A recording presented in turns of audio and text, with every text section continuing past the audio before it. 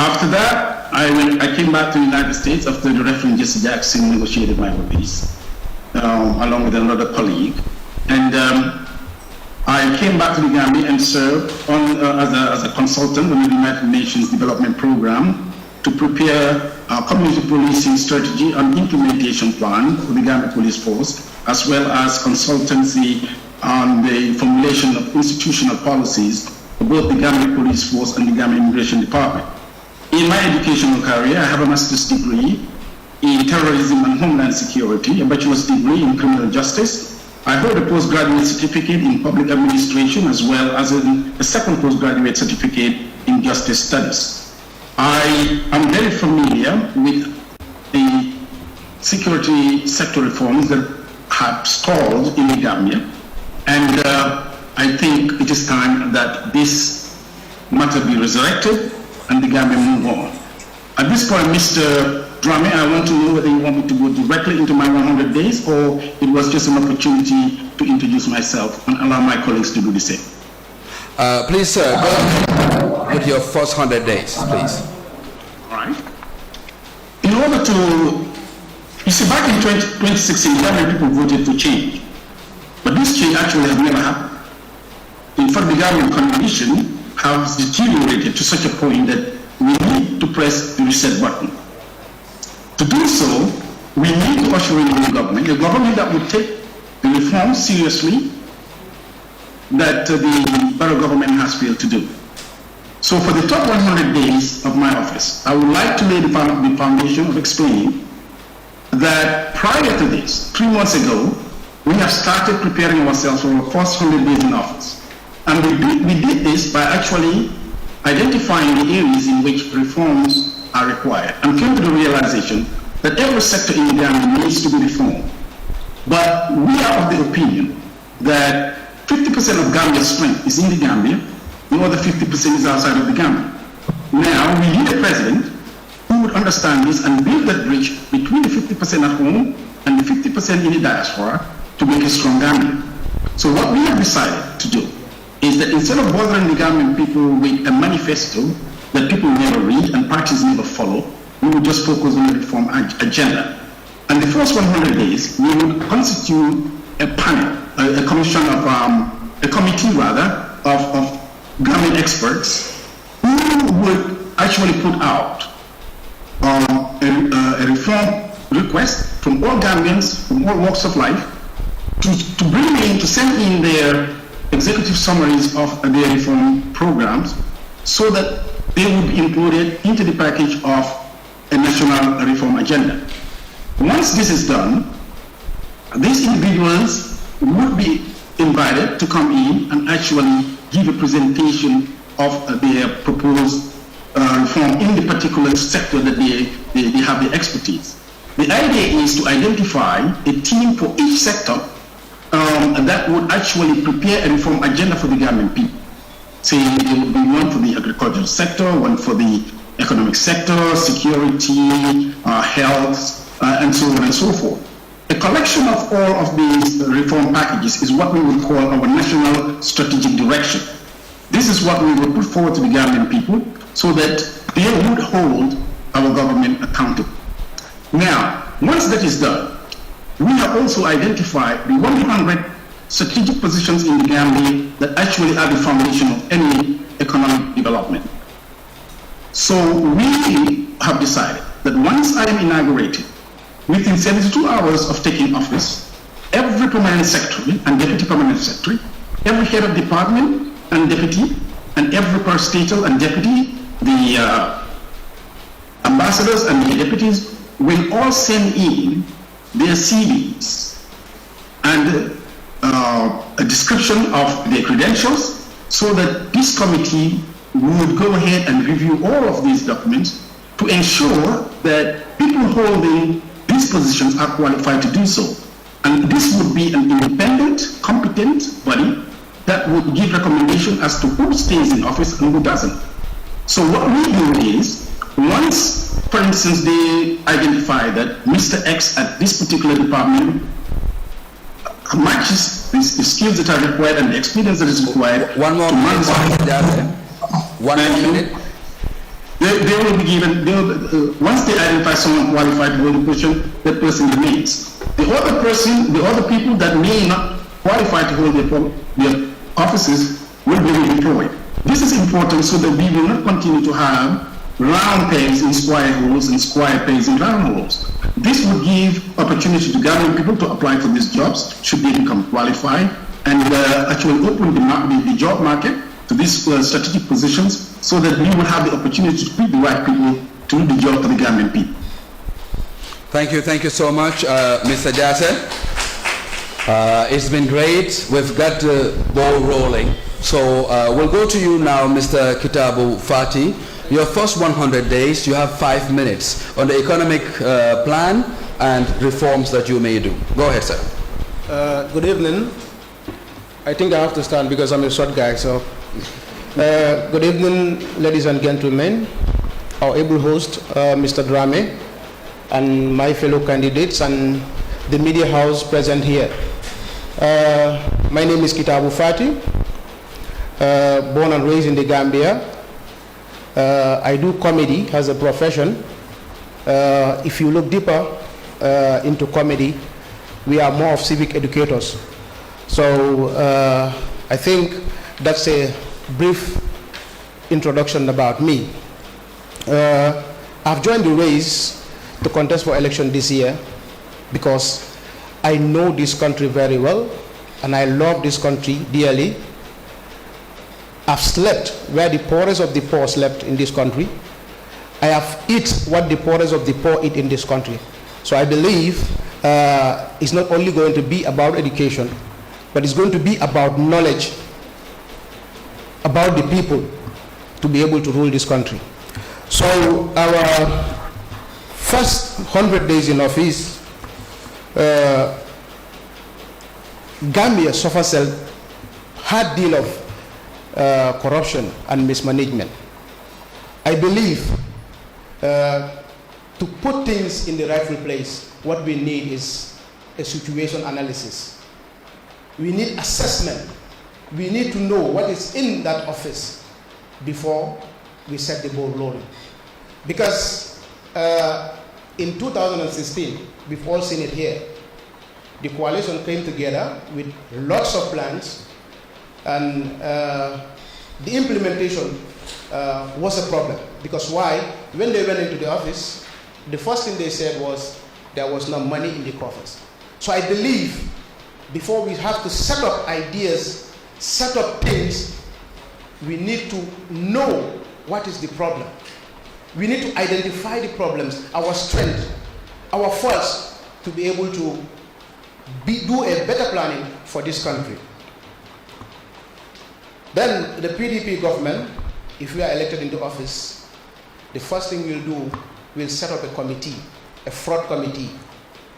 Like I said before, corruption is the problem of this nation.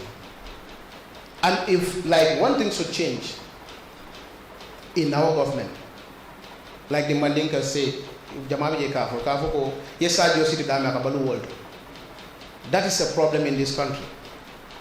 If a person who is entrusted the place to run the place for the country believes that he needs to enrich himself first before doing something for the country, is a big problem. Then we have to set up a fraud committee, and as the assessment is going on with the situation analysis, we will have to go out with our whole government to go to the offices, to the sectors. We know what is happening in that places. Today, our health sector is a problem in this country. Women are dying all the time. What is the problem? Is it the doctors, or is it the women, or is it our system?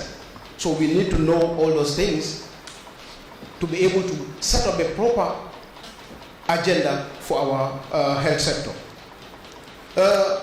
You check our agricultural system. Why are the youth not involving in agriculture? Our first 100 days will make sure we sit down and revamp, change things, because agriculture is what takes a country to the next level. So we need to bring more of technology in the ways of agriculture. That's the most important thing. Because today, we can all say, 1 minute, sir. yes, we can all say that the country is going into a direction that we don't all want. But what can we do to change that? I believe that through a thorough assessment and a thorough situation analysis, we'll be able to identify the problems of the country, and we'll be able to do things that are needed in this country. Man, thank you. Thank you. Thank you. Thank you so much, Mr. Fati. The next speaker is Alhaji Mamadi Kuram, who is also a presidential candidate for the 2021 elections. Your 5 minutes, sir. Thank you very much, Mr. Haruna Drame. Ladies and gentlemen, thank you all, for the members of the audience and fellow Gambians. I'm very pleased to be here today to present my case of why I should be elected as the president of this country and on the 4th of December 2021. In December 2016, the Gambians went to the poll and elected a president. As we stand today, 5 years later, we all know there is much to be desired. We had a coalition government that promised a lot. There was a lot that was promised to us. But so far, we could say that 90% of the promises have not been delivered to the Gambian people. So why am I putting forward myself to contest those promises? A transition government was supposed to investigate. Then came the Janneh Commission to investigate the assets of the former president and account for it to the people. The results yet to be seen. There is the Constitutional Review Commission that was supposed to write a new constitution at so much cost, almost $200 million. Some would say, like me, it was not necessary to write a whole constitution because there was already a constitution.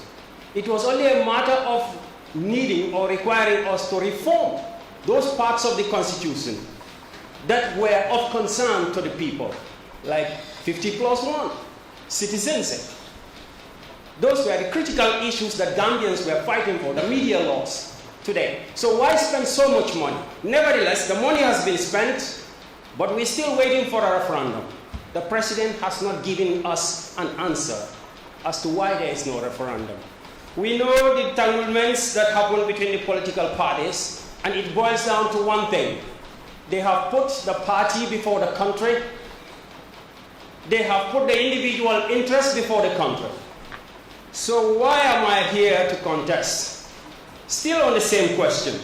We had the Truth Reconciliation TRRC, the Truth Reconciliation and Reparation Commission. Reparation. What is reparation? If you found me here, you bring down my fence, you knock it down with your car, to reparate me is to put it back to where it was.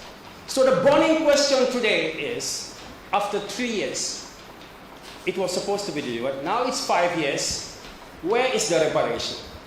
Another commission that has been dragged and dragged and dragged at so much cost to the taxpayer. So why am I here today? Why am I contesting for the presidency? The security sector reform was promised to the people. We said, if you want to take a general home to go and sit down, a major general, you need to give him money. But we had a coalition government that spent money where the money is not supposed to be spent. That spent almost $1 billion to $2 billion on a transition. As a result, no security sector reform, no civil service reform. So where do we stand? People ask, why don't you join other parties? Which other parties? We ask you back again. Do you want us to join the parties that put the interests of the party before the country? For what purpose would you join such parties as a patriotic citizen? In fact, the partyism is in question at the moment. Whether it is individual interest that dominates, or it is the party interest that dominates over the national interest. They have not convinced us in any way. So we still continue to ask, Now you will begin to understand why we're putting ourselves forward to contest the election. As they say, Ja'al haqqun wa zahaq al-batil wa inna al-batil kana zahuqa. The time for truth, the moment for truth for this country has come.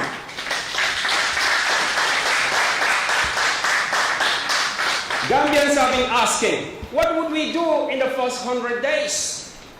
There is people called change of government is not the same as change of system. There's 1 more minute, sir. Change of government not the same as change of system. There are natural systems and government and social systems. I'll borrow 2 more minutes, sir. There are natural systems. Just pause 2 minutes, we'll be out. Right. There are natural systems and also social systems. We would like to do a security sector reform. We would like to come in where the transition government failed. I have served in the Janet Commission. I'm an economist and I'm an accountant. We know where the commissions failed. We know where the money is. We have to start from there. Those reports need to be looked at again. They might not be perfect reports, but you have to download. In economics we said you must look at the exogenous variables and see the effect of those exogenous variables, the outside variables.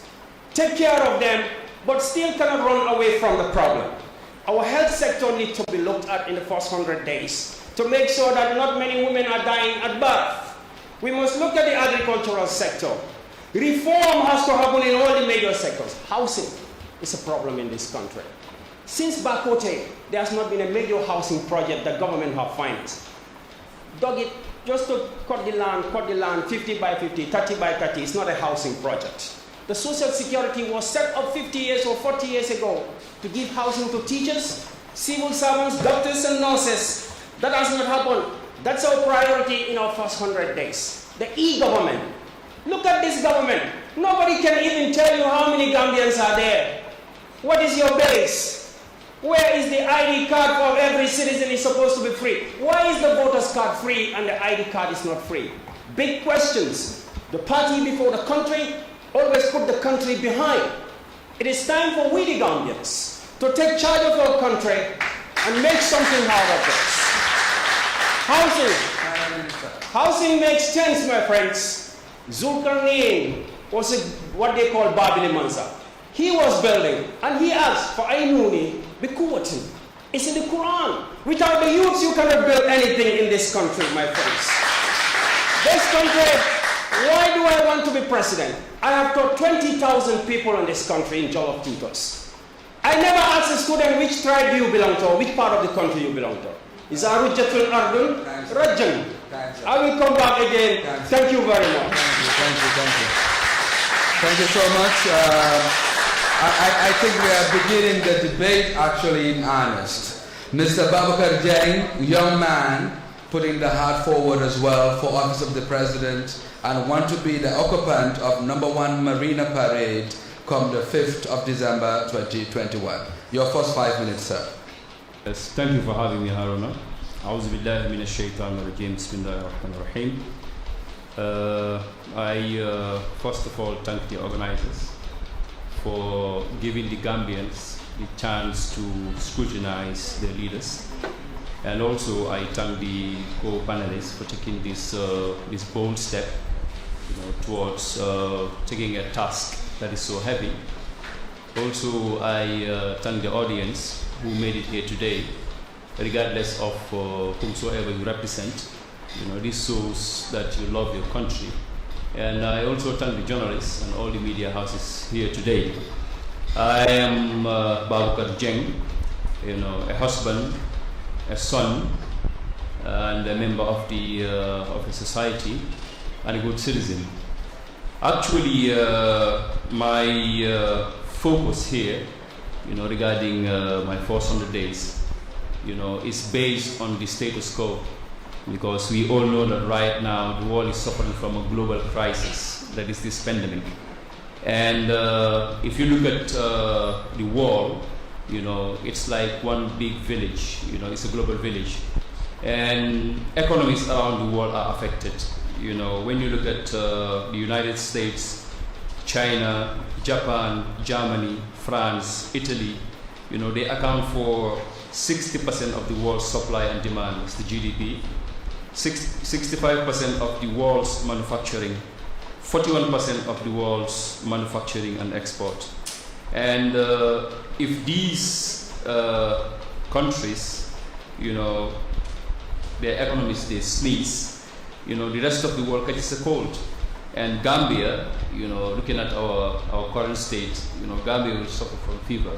So actually, my first 100 days in office will be focused, on a technical audit, because at the end of the day, there's a system already in place, and this technical audit, we would want to at least discover, how far, how fast, will the economy damage, and how bad will it get, and how long will the damage last, and what are the mechanisms, of the economic contagion, and above all, what can my government do about it?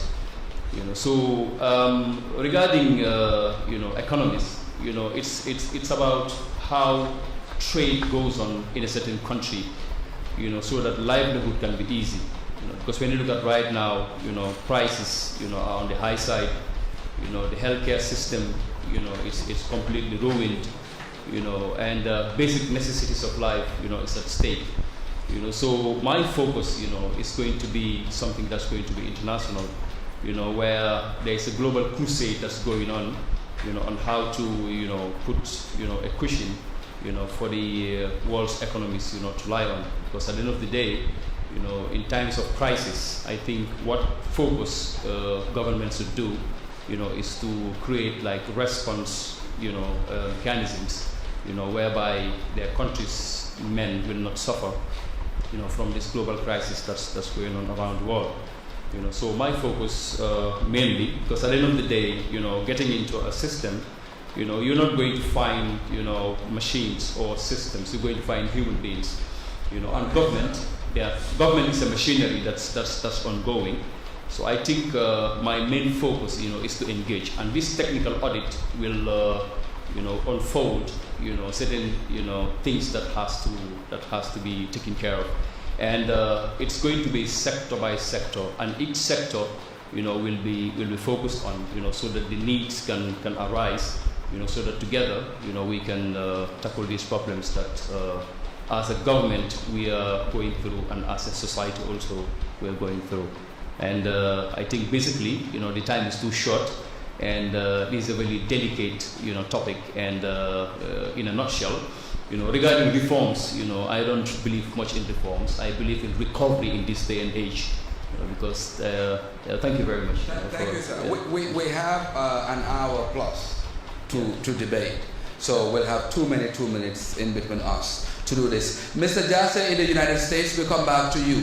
Would you, sir, want to react to any of the speakers here today based on their submission? 2 minutes. Thank you very much. Not quite, however, I would like to add that in order to bring any meaningful economic recovery in the country, we have to look at our port authority. The seaport is an area that's a major generator of income for the nation.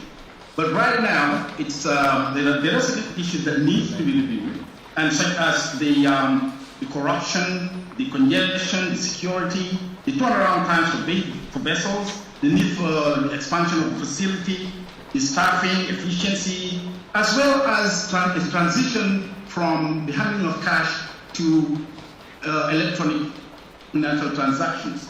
I believe that once the Ports Authority is brought up to the standard of efficiency that it actually deserves, this will begin to have a direct economic impact on Gambia.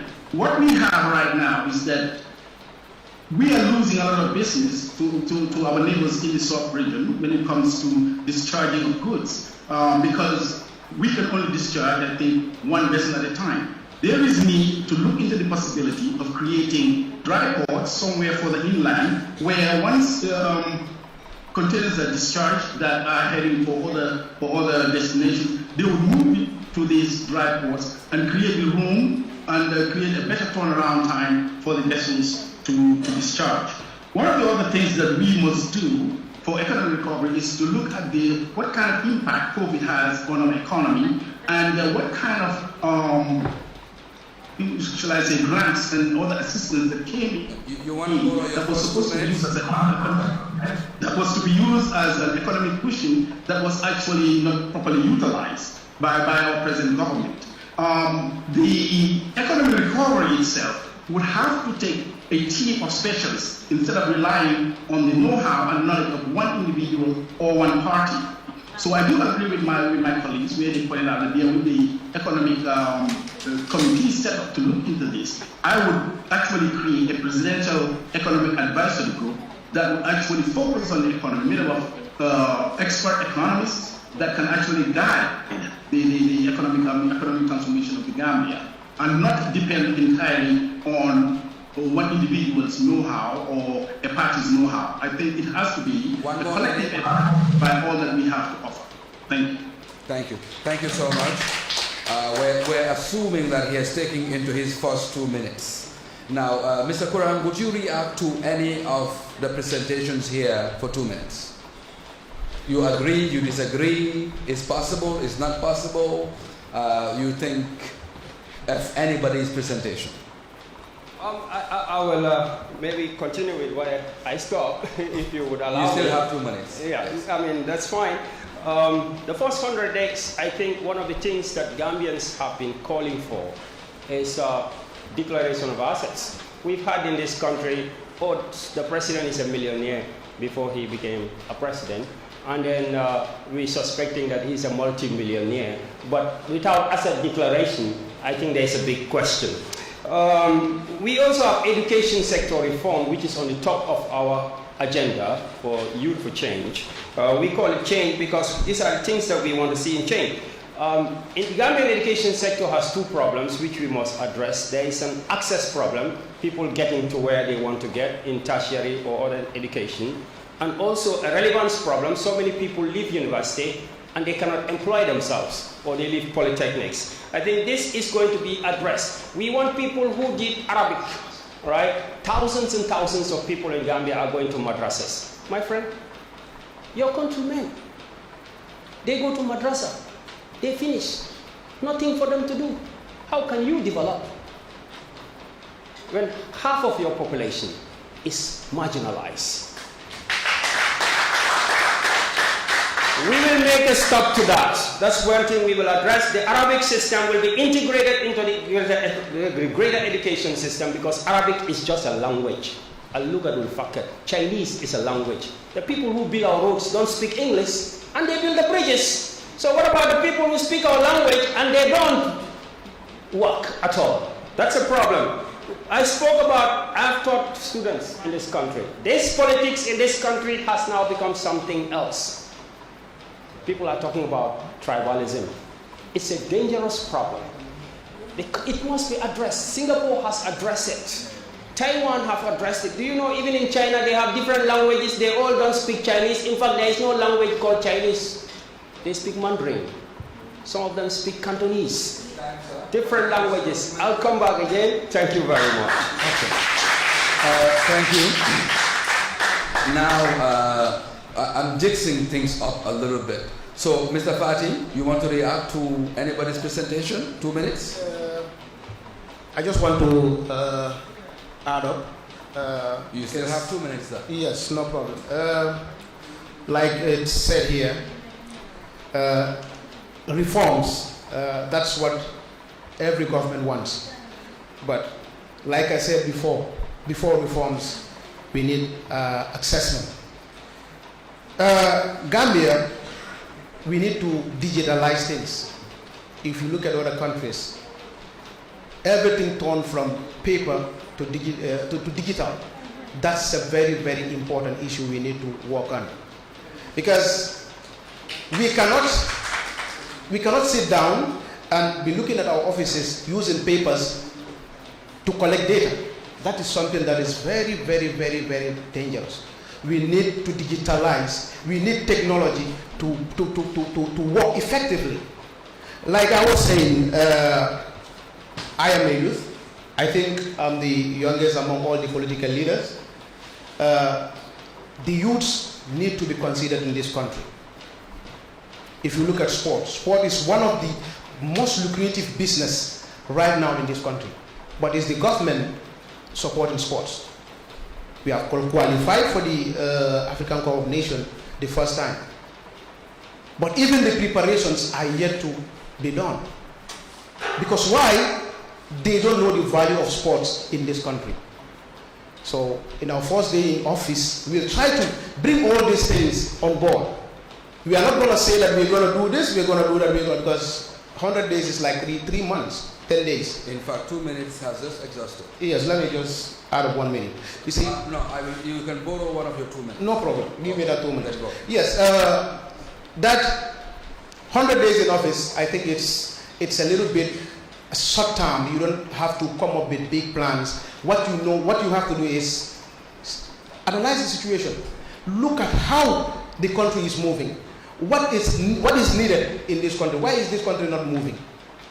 See, you go to Guinea-Bissau. Guinea-Bissau is even moving. Why is this country not going? If really people are the problem, let's try to settle it down. If it is the government, let's try to sit down and know our lapses and we move on. I think that is something that we need to concentrate on. We need to research, we need to know our priorities, we need to know what is really needed for this country. I think that's a very, very important thing to do. But coming up here with big ideas, you are going to be like the 2016 coalition members.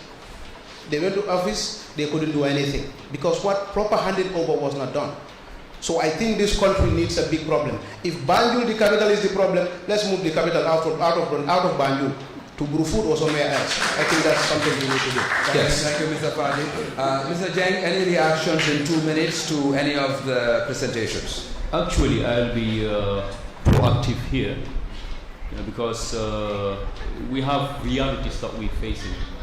And I think we're a bit distracted from the realities of this world right now.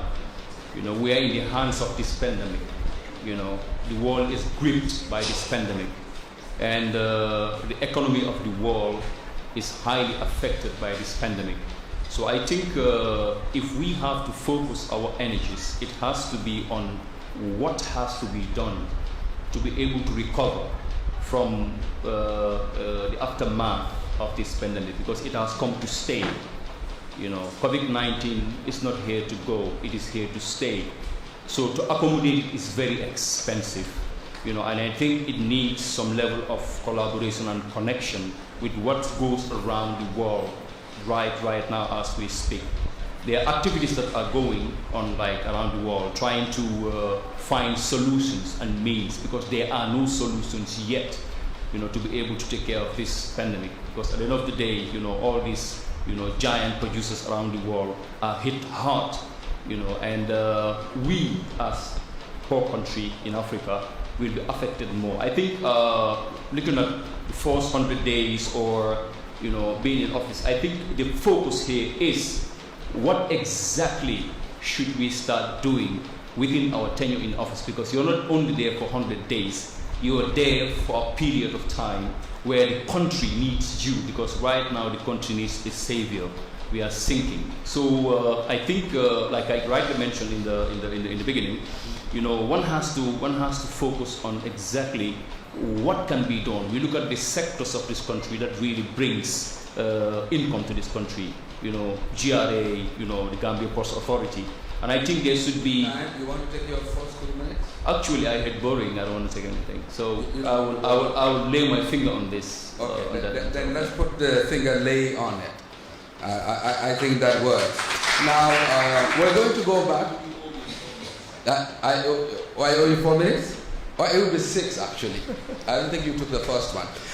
Mr. Jase, one of the biggest revenue base for this country has been our granules. Now, we understand aflatoxin has been a case with our granules. So people are not buying our granules, they don't appreciate it.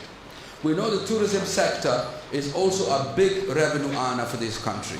That also, because of COVID-19, as Mr. Jeng has alluded to earlier, has affected it. In your first 100 days, what would you do for the Gambian farmer and the operator in the tourism industry to bring about meaningful change to not just the economy, but put a few dollars in their pockets? First of all, we have to face reality that the Gambia has relied on agriculture for over 56 years, and we clearly have not succeeded in that sector. Many projects have come and failed, the Nari, the Honey Pasture, and so on and so forth. I think the time has come for the Gambia to shift, do a paradigm shift. We shift from agriculture to entrepreneurship. You see, I think we need to encourage our local content by giving opportunity through tax breaks and other incentives to the local owned companies such as TAF Construction, such as people like Mohamed Jah, people like Alpha Barry, Idrissa Jobs, and so on and so forth. We can't continue this road of trying to produce groundnuts because it's not going to solve our problems. We have to start looking at how best we can shift some of these people who grow groundnuts into something else, like cashew nuts. Cashew nuts are a much better cash crop than groundnuts are. In the United States here, there are single farms that produce more groundnuts than Ghana and Senegal roll into one. So what's the point in fighting this groundnut thing when we know for 56 years it has failed? I would look at a paradigm shift. I would shift our national focus to producing entrepreneurs within the Gambia, especially within the tourism sector, in hotel ownership, restaurants, Thank you, sir. other areas that support the tourism sector, and also come up with tax incentives that would encourage and not kill these local businesses. Thank you. Thank you so much. Now, I think you made a point that we need to have the debate on. Mr. Kuran, do you agree that groundnut should not be the dependable product for the Gambia, that we need to now diversify, and to what Mr. Jassa is saying, go maybe to cashew growing instead of groundnuts? Do you agree, yes or no, and your defense?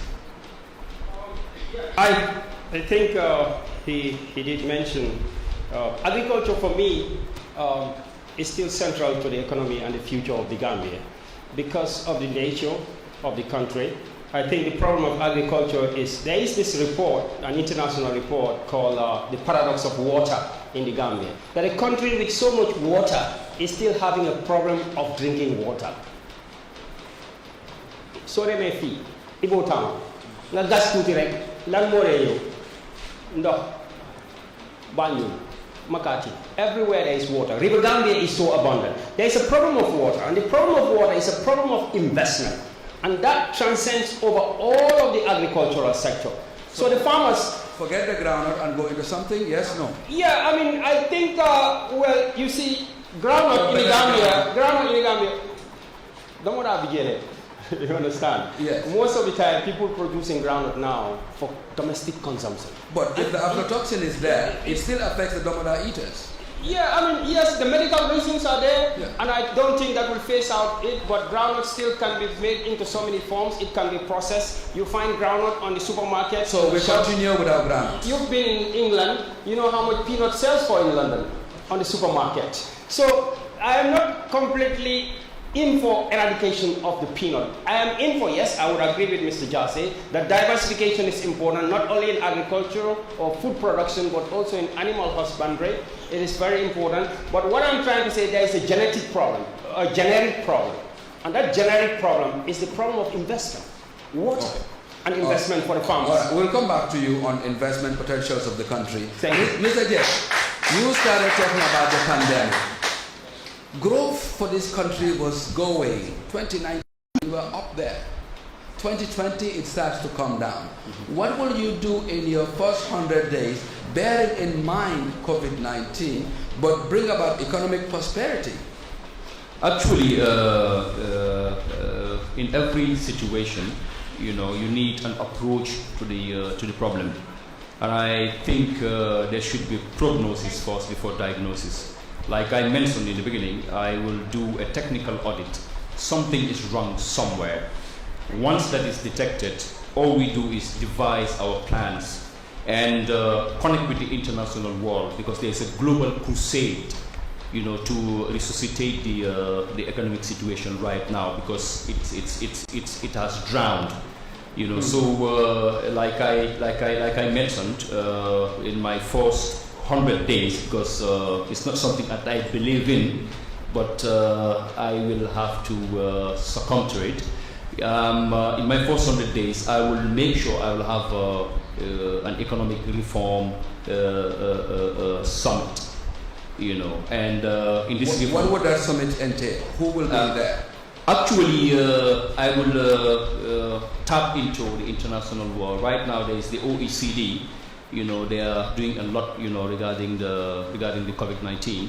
And globally, the UNDP, and other sectors. Well, in 2017, 2018, we did a major investment drive with the EU. We were promised 1 billion euros. Where's that money? Is the money here or not? And what difference would yours bring? Actually, doing a technical audit, when we do monetary audit, you might end up catching thieves. And when you do a technical audit, you might identify incompetence. Are you saying corruption is a problem in the Gambia?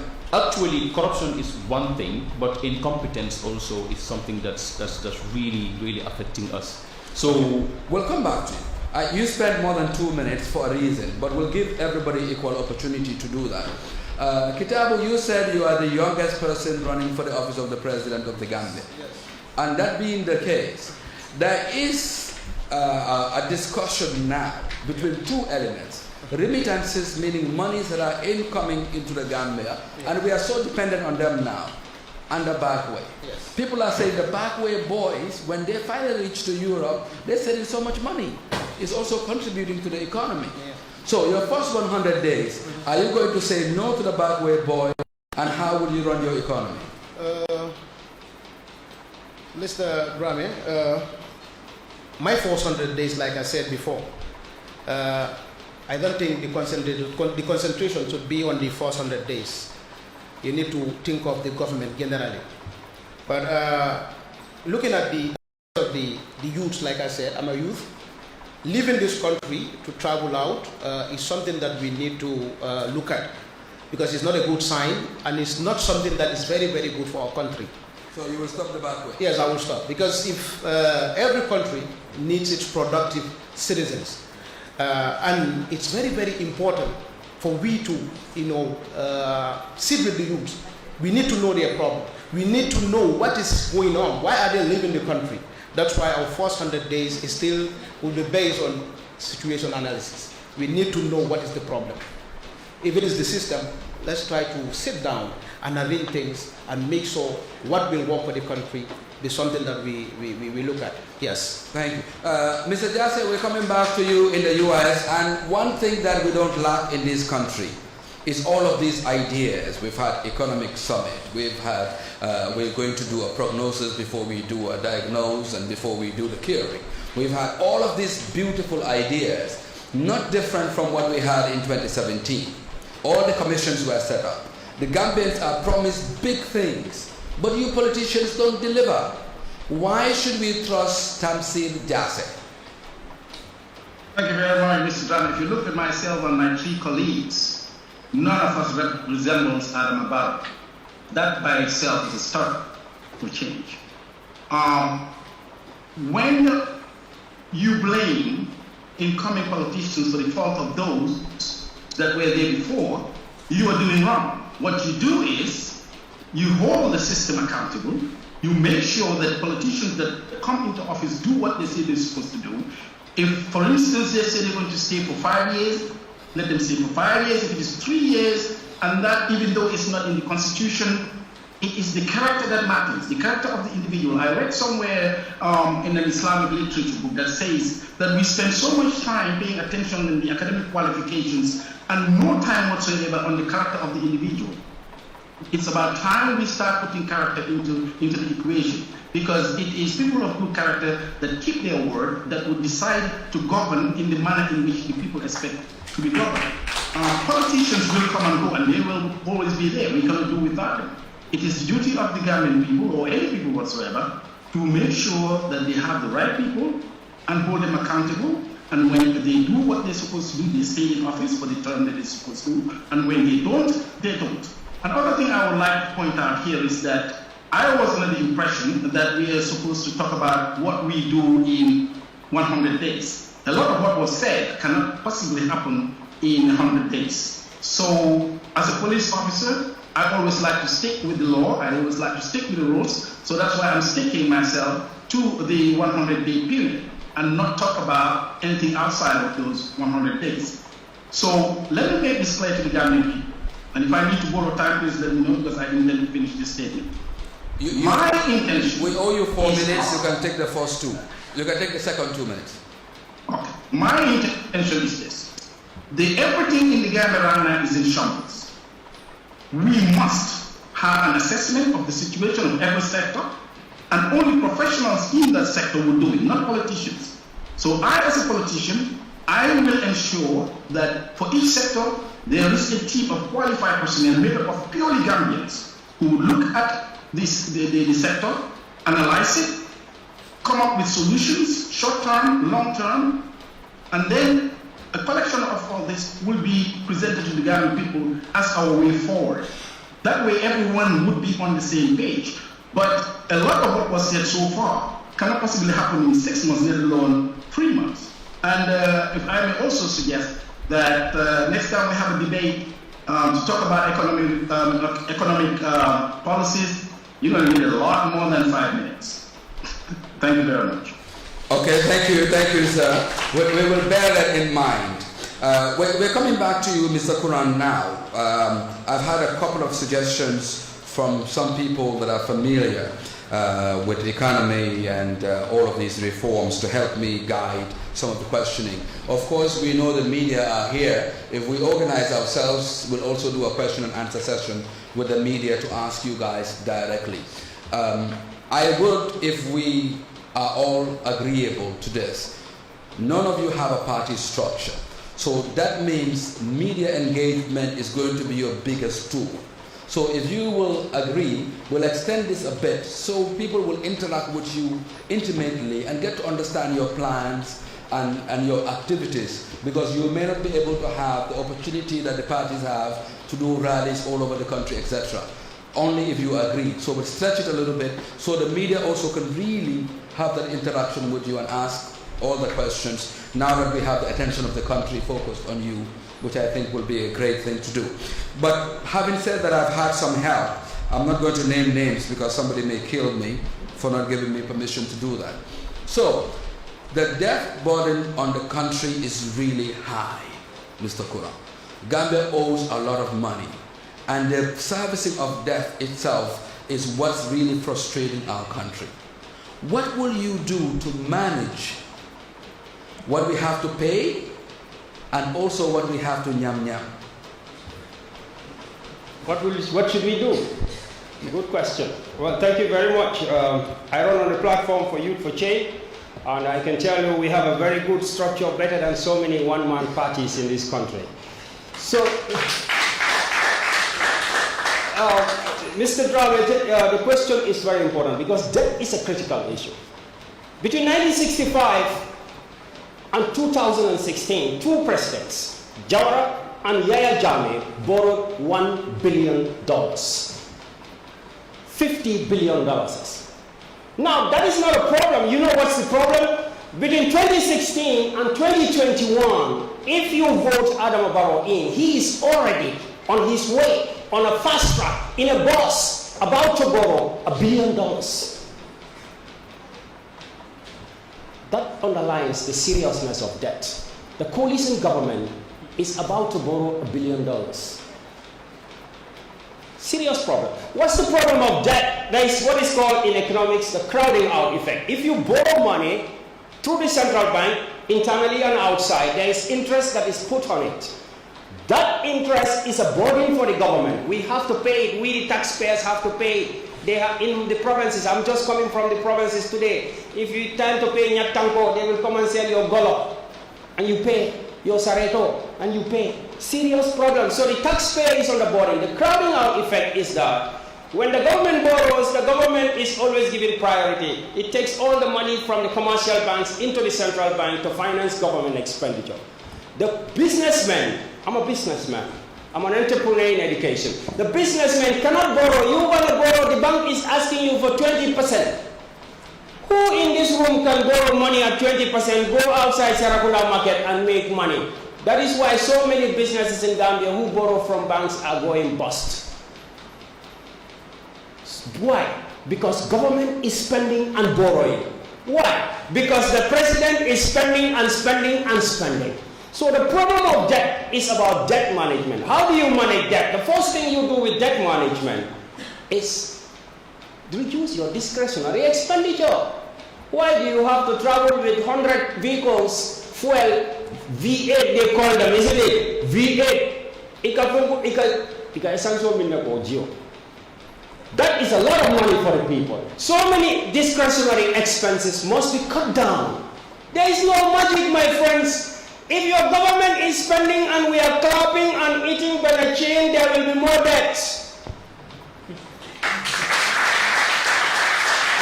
Some of those debts will be paid in 50 years' time. Your great-grandchildren will pay them. So spend less. Second problem, there is an expenditure side I talked about just now. I will borrow 2 more minutes. There is an expenditure side. There is also the income side.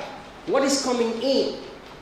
That has to be managed also, so that government will receive what it is supposed to receive. Now that comes back to what people call systems change. There has been no system change. Most people, you ask them what is systems change, they still take you back to the same question.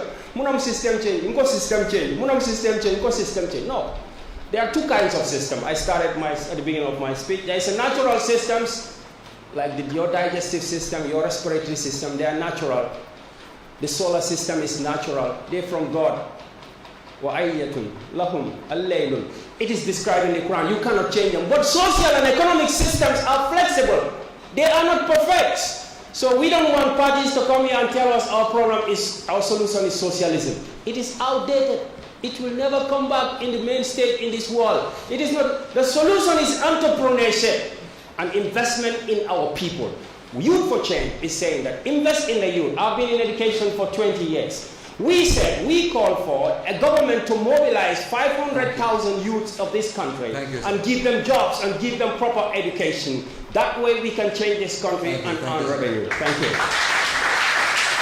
If a teacher becomes a politician, my goodness, we know what that means. Now, Mr. Fatih Kitabu, 83.1% of our GDP in 2020 is public debt. 83.1. Each $1, 83.1 butur mujulore. How will you manage that if you become president? Like I said earlier, that, like Mr. Kura said, is a problem in this country. Since the previous government till now, we are just seeing debt all the time. And what are we doing to make sure we subsequently help the country recover from that? I think that cannot be said in the first 100 days.